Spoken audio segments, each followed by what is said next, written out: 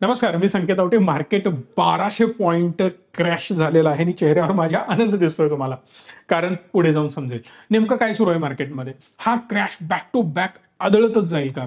Market खूप जोरात पडणार आहे का? धपाधप कॉल येत आहेत. अक्षरशः टीमला तुम्ही हैराण करून सोडलंय आमच्या. काही प्रॉब्लेम नाहीये, गोष्टी क्लिअर करतो. व्यवस्थित समजून घ्या, डोकं शांत ठेवायचं, शांतपणे ऐकून घ्यायचं. नेहमी मी सांगतोय, जेव्हा जेव्हा मार्केट पडेल हात जोडायचा. तुमचा जो कोणी देव असेल, तुम्ही कुठल्याही धर्माचे असाल, देवाला मानत नाही, निसर्गाचे आभार माना की ही तुम्हाला संधी मिळते, माल स्वस्त मिळतोय. दुसरं काही नाही, काही प्रॉब्लेम नाहीये. एक्सप्लेन करतो नेमकं सुरू काय आहे आणि यामुळे काय काय होऊ शकतं. ओव्हरऑल जगभरात जर तुम्ही बघितलात तर 105 ट्रिलियन डॉलरचा एक्सपोर्ट केला जातो. कोणीतरी कोणाला तरी विकतं, कोणीतरी ते खरेदी करतं. या सगळ्यांमध्ये 33 ट्रिलियन डॉलरचे ट्रेड गुड्स आणि सर्व्हिसेसमध्ये केले जातात.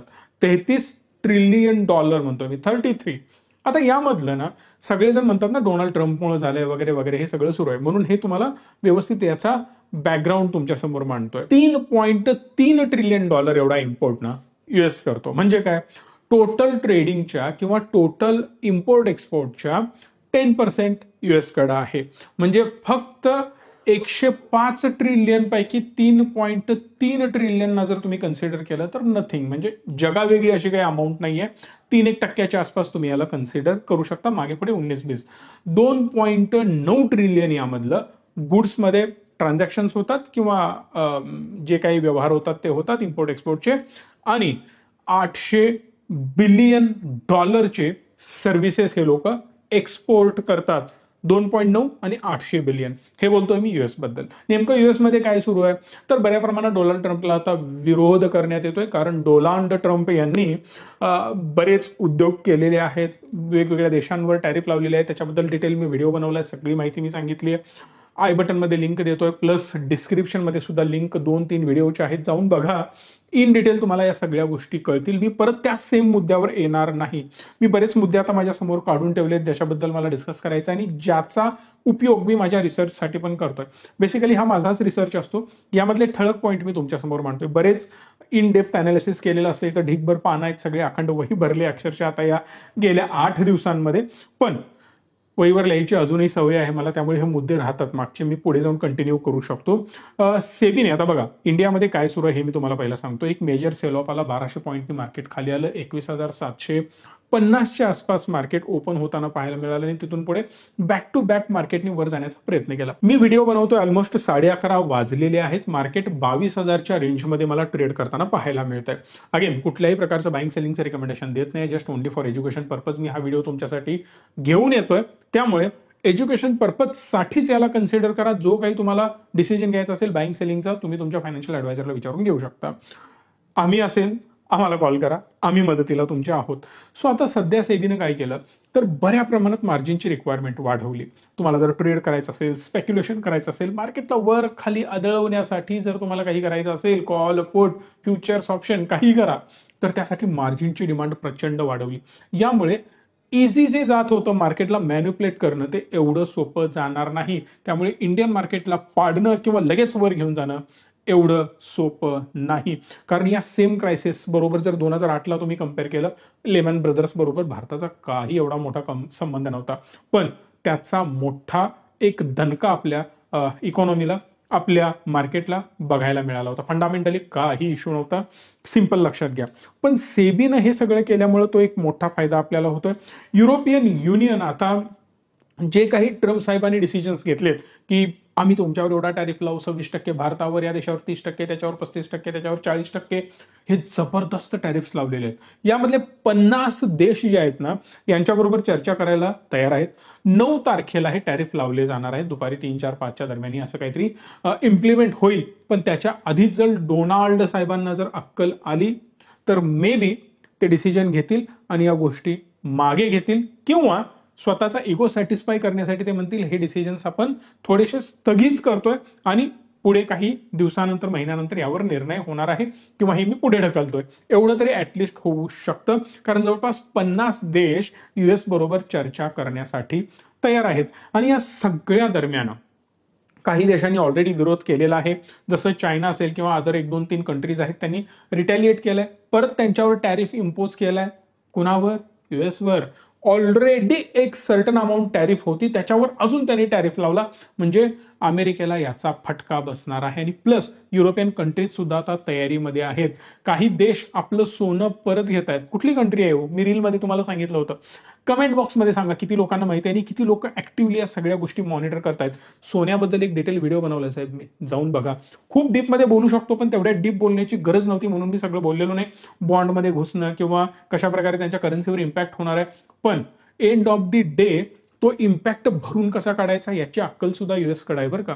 म्हणजे एवढ्या सहजासहजी आपण म्हणतो ना डोनाल्ड साहेबांनी हे केलं ते केलं, अरे मूर्खाय कंट्री वगैरे वगैरे, नाही.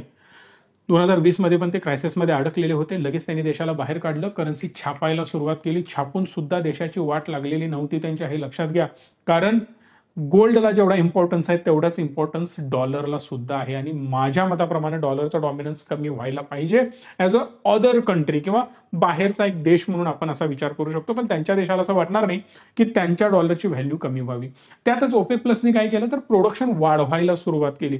प्रोडक्शन वाढवायला आता ते सुरुवात करणार आहेत. यामुळे होणार काय तर बॅरेल, क्रूडचे जे बॅरल्स येतात 4 lakh plus Barré per day extra ते लोक प्रोड्यूस करणार आहेत. यामुळे मॅक्सिमम क्रूड बाहेर एक्सपोर्ट व्हायला सुरू होईल. पण डिमांड तेवढीच आहे, रादर दॅन ही डिमांड कमी होणार आहे. बिकॉज ग्लोबली जर तुम्ही बघितलात तर रेसेशन येण्याचे चान्सेस बऱ्या प्रमाणात काही देशांमध्ये खूप जास्त आहेत. भारताला मेजर दणका बसेल. दणका हा शब्द लक्षात घ्या, जोरात काहीतरी हॅम्पर करणं. I don't think so. फटका जरूर बसेल पण दणका बसणार नाही, हे लक्षात ठेवायचं. त्यामुळे मेजर रेसेशन भारतात येईल असं माझा अंदाज नाही आणि बऱ्याच अनालिस्ट लोकांचा सुद्धा अंदाज नाही आहे. पण बऱ्याच मोठ्या कंट्रींना याचा दणका फटका बसू शकतो आणि त्यामुळे डिमांड कमी होऊ शकते कदाचित. त्यामुळे क्रूडच्या प्राइसेस ड्रास्टिकली फॉल होऊ शकतात. फक्त सरकारला एक विनंती असेल, पेट्रोल डिझेलचे दर तेवढे जरा आता कमी करा, कारण 4-5 वर्षाच्या लोला आता क्रूड जाऊन पोहोचलेलं आहे. गोल्डच्या प्राइजेस जर तुम्ही बघितला तर 2000 ढासळलेली पाहायला मिळाली. चांदी सुद्धा आपल्याला 2000च्या आसपास ढासळलेली पाहायला मिळाली. बी स्पेसिफिक आकडे 93,700चा हाय होता गोल्डचा. आपल्या मराठी आकडेमध्ये, भारताच्या आकड्यांमध्ये मी सांगतोय 91,295 वर आलेलं आपल्याला ते पाहायला मिळालं. परत त्याच्यापेक्षा थोडंसं खाली आलं होतं. आज थोडंसं परत सस्टेन करताना आपल्याला गोल्ड पाहायला मिळत आहे. यामध्ये ओव्हरऑल जर तुम्ही अंदाज घेतला, जेरोमी पॉवेल आणि जे काही ट्रम्प साहेब आहेत त्यांचं रिलेशन थोडंसं गडबडलेलं आहे. ऑलरेडी तुम्हाला माहिती आहे, एकमेकांवर आरोप होत असतात. जसं आपली आरबीआय आहे तसं त्यांची फेड असते. सो फेडने रेट कट करणार नाही, क्लिअरली सांगितलंय. कारण ट्रम्प निवडून येतात जेरोमी पॉवेलने त्यांना ओळखलेलं होतं आणि जेरोमी पॉवेलला मानायला पाहिजे. मी बऱ्याच वेळा त्यांना क्रिटिसाइज केलंय, पण या सिच्युएशनमध्ये त्यांनी जे ठामपणे राहण्याचा निर्णय जो घेतला तो खरोखर काबिले तारीफ होता. एवढ्या मोठ्या तानाशहा समोर स्वतःला त्या पद्धतीनं प्रेझेंट करणं आणि त्याचं न ऐकणं, गोड बोलून काठा काढणं, हे जेरोमी पॉवेलकडनं शिकण्यासारखी गोष्ट आहे. बऱ्याच देशांमध्ये जेव्हा जेव्हा त्यांचे पंतप्रधान, राष्ट्रपती प्रेशर टाकतात, बऱ्याच संस्था घाबरतात, मग ती कुठलीही संस्था असो. पण फेड अजून तरी मला झुकलेली दिसत नाही त्या लेवलला, आणि म्हणून त्यांनी रेट कट केलेला नाहीये. त्यांचं म्हणणं क्लिअर आहे की जे टॅरिफ यांनी लावलेत हे योग्य नाहीत, जास्त लावलेत, त्यामुळं आपण रेसेशनमध्ये जाण्याचे चान्सेस आहेत. काही दिवस आपल्याला बघावं लागेल या सगळ्यांमध्ये काय होतं, कारण टॅरिफ अजून इम्पोज झालेले नाहीयेत, ते इम्प्लिमेंट झालेले नाहीयेत. कदाचित यांचा इतिहास आहे की आज म्हणायचं उद्या सकाळी त्यातून मागे हटायचं. तसं जर काही झालं तर डेफिनेटली मेजर इम्पॅक्ट होणार नाही. आणि जर ते इम्प्लिमेंट झालं तर देश रेसेशनमध्ये जाऊ शकतो. त्यामुळे रेट कट होऊ शकत नाहीत. महागाई वाढेल. महागाई वाढली तर तुम्हाला ऍक्च्युली रेट वाढवावे लागतात, ना की तुम्हाला रेट कमी करावे लागतात. हे सुद्धा लक्षात तुम्हाला घ्यायचं आहे. आता ते का वाढवावे लागतात त्यावर मी जास्त घुसणार नाही, पण इलॉन मस्कच्या विरोधात आणि त्याचबरोबर डोनाल्ड ट्रम्पच्या विरोधात मोठे प्रोटेस्ट आता युएसमध्ये होत आहेत. आणि फक्त युएसमध्ये नाही, युएसमध्ये ऑलमोस्ट 1.5 लाखाच्या आसपास लोक यांना विरोध करतायत, एक मोर्चा काढतायत. बट युएसच्या बाहेर सुद्धा अनेक देशांमध्ये, लंडन असेल किंवा इतर कुठल्याही देशांमध्ये किंवा मेजर सिटीजमध्ये मोठे मोठे प्रोटेस्ट केले जात आहेत. कारण इलॉन मस्ककडे डिपार्टमेंट ऑफ गव्हर्नमेंट इफिशियन्सी हे एक डिपार्टमेंट आहे, किंवा ही एक अशी संस्था त्यांनी बनवली आहे, किंवा तुम्ही त्याला म्हणू शकता तानाशाही करणारी एक संस्था त्यांनी बनवली. ही काय करते माहितीये, 2 लाख गव्हर्नमेंटचे जॉब यांनी फुकून टाकले.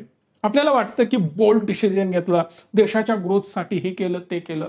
मी पण त्याच मताचा आहे. देशाची ग्रोथ फास्ट व्हायला पाहिजे, कंपन्यांना सपोर्ट तुम्ही करायला पाहिजे, कंपन्यांना ग्रो करायला पाहिजे, मान्य आहे. पण समतोल देशाचा विकास म्हणून तुम्ही सगळी झाडं तोडून सगळं काही उद्ध्वस्त करून पुढे जाणार आहात का? नाही. इथं पण तसंच आहे. तुम्हाला गरीब लोकांना, मध्यमवर्गीय लोकांना, ज्यांच्याकडे कमी पैसा आहे, जे कमकुवत आहेत, त्या घटकाला सुद्धा पुढे घेऊन तुम्हाला जावं लागतं. कारण जगातला प्रत्येक व्यक्ती श्रीमंत होऊ शकत नाही.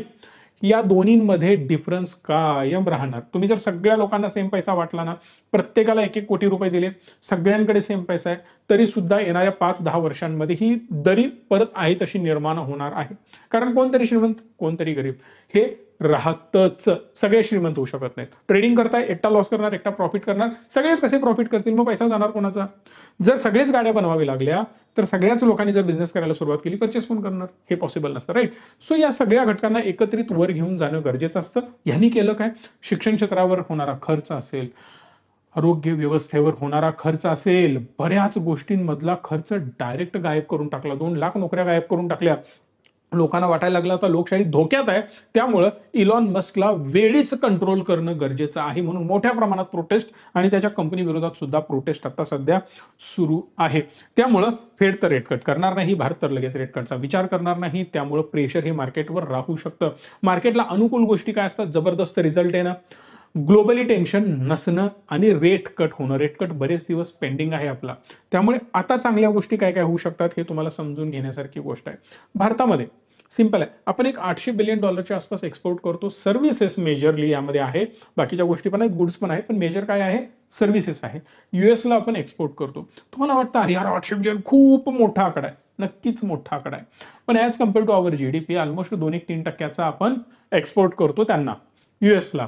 यामुळे काय होतं? टेरिफ वाढवला. टेरिफ वाढल्यामुळे होतं काय? तर आपले रेट्स वाढतात. कारण ते वसूल कोणाकडून करणार? तिथल्या लोकांच्याकडूनच आपण करणार. इनडायरेक्टली, डायरेक्टली आपण जे एक्सपोर्ट करतोय किंवा जो माल आपण त्यांना देतोय त्याची प्राइस वाढणार. करेक्ट? मग यामुळे काय होतं की आपला माल कमी विकला जातो तिथे. बट इन जनरल जर बघाल, माझा अनालिसिस बघाल किंवा माझ्या तोंडातून ऐकाल तर माझ्या मताप्रमाणे मेजर एक्सपोर्टवर इम्पॅक्ट होणार नाही. 10 ते 20% आपला एक्सपोर्ट खाली येऊ शकतो. टोटल एक्सपोर्टच्या म्हणतोय मी. एखाद्या इंडस्ट्रीला मेजर डेंट बसणार आहे अशा इंडस्ट्री पण मी फाइंड आउट करून ठेवलेत. जर ते तुम्हाला जाणून घ्यायचं असेल, कोणत्या स्टॉकना, कोणत्या कंपन्यांना यामुळे मेजर इम्पॅक्ट होणार आहे आणि आता आपण कशा प्रकारे इन्व्हेस्टेड राहायचं आहे, तर मला प्लीज कमेंट बॉक्समध्ये कमेंट करा इंडिया.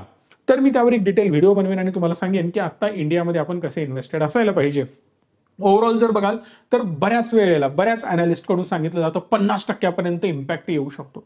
मान्य, $800 वरून किंवा $800 बिलियन वरून तो 700 येईल, 600 येईल, 500 येईल, 400 येईल. 400 जरी आला तरी आपल्या जीडीपीच्या हार्डली 1% इकडे तिकडे गडबड झालेली आपल्याला दिसेल. 1% मार्केटात 4 ते 5% पडले. युएसचं मार्केट जर तुम्ही बघितलं तर 3 ते 5% पडलेलं आपल्याला पाहायला मिळतं, कारण तिकडे डाव आहे, नासडॅक आहे. याच्यामुळे मी तुम्हाला हा रेंज सांगतोय. सो ओव्हरऑल जर बघितलात तर ज्या प्रकारे आता गोष्टी सुरू आहेत त्याचा फंडामेंटलवर आपल्या इकडच्या कंट्रीमधल्या, देशामधल्या कुठल्याही कंपनीवर घंटा फरक पडणार नाही. हे क्लिअर लक्षात ठेवायचं. जी कंपनी आता भारतामध्ये काम करते, इतर देशांनाही सर्व्हिसेस देते, पण मेजरली जी युएसवर अवलंबून आहे ना, त्या कंपन्यांना इम्पॅक्ट होणार. जी कंपनी फक्त अमेरिकेबरोबर मेजरली बिझनेस करते, 60%, 70%, 80%, 90%, त्यांना इम्पॅक्ट होऊ शकतो. काहीही होऊ शकतं. एका रात्रीतनं खेळ त्यांचा पलटू शकतो. पण जी कंपनी मेजरली भारतामध्ये काम करते, जी कंपनी मेजरली भारतीयांना सर्व्हिसेस प्रोव्हाइड करते, प्रोडक्ट्स प्रोव्हाइड, गुड्स प्रोव्हाइड करते, त्या कंपन्यांना मेजर इम्पॅक्ट होणार नाही. कीप इन युअर माइंड, अशा कंपन्यांमध्ये आता तुम्हाला जास्त इंटरेस्ट द्यायचा आहे, जेणेकरून मेजर डेंट फंडामेंटली पडणार नाही. आणि बघा, फंडामेंटली कधीही कंपनी सुखरूप असेल ना, तर कधी ना कधी ती वर जाणारच आहे. आज बऱ्याच चांगल्या फंडामेंटली स्ट्रॉंग कंपन्या, ज्याचा या सगळ्याशी काही इम्पॅक्ट नाहीये, त्या कंपन्या सुद्धा 10% पासून 40% खाली आलेल्या आहेत. मग अशा कंपन्यांना तुम्हाला शोधायचं आहे, त्यामध्ये इन्व्हेस्टमेंट करायला काहीही हरकत नाहीये. याच्यापेक्षा एक मोठी आणि महत्वाची गोष्ट मला तुम्हाला ही सांगायची आहे. जसं जसं स्टॉक मार्केट आता पुढे जात जाईल तसं तसं हे सगळं प्रकरण शांत होताना तुम्हाला पाहायला मिळेल. काय कायमच हे चालणार आहे? कदाचित डोनाल्ड ट्रम्प म्हणतील की मी हे निर्णय पुढे ढकलतोय, विषय संपला. मग या केसमध्ये पोपट झाला ना बऱ्याच लोकांचा.